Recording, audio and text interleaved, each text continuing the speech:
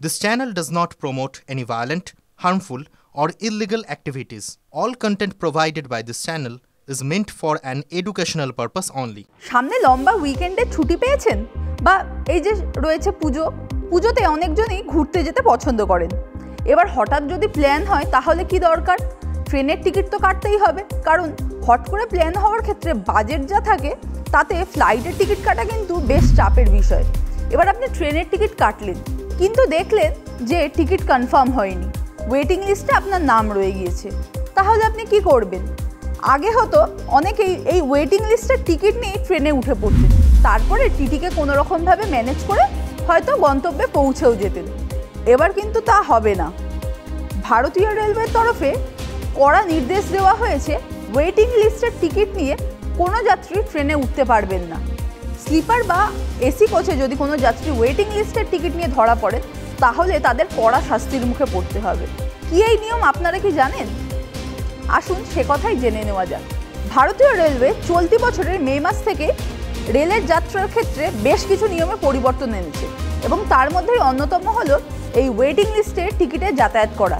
এবার থেকে যাত্রীদের সাফ নির্দেশ দেওয়া হয়েছে তারা কোনোভাবে ওয়েটিং লিস্টের টিকিট নিয়ে ট্রেনে উঠতে পারবেন না।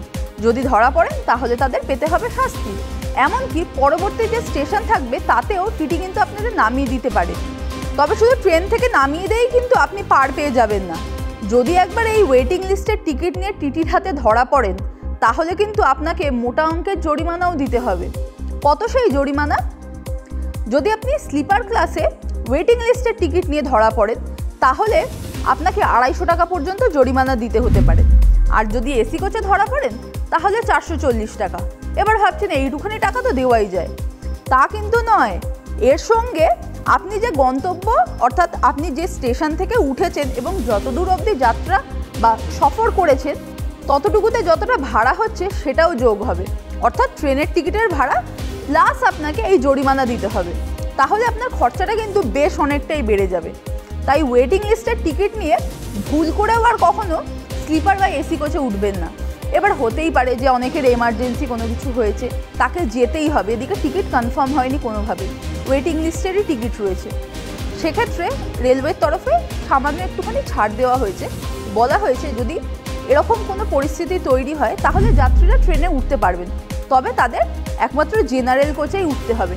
সেখানে যদি তারা বসার জায়গা পান এবং যদি তাদের পক্ষে যাত্রা করা সম্ভব হয় তাহলে যাবেন, আর না হলে নয়।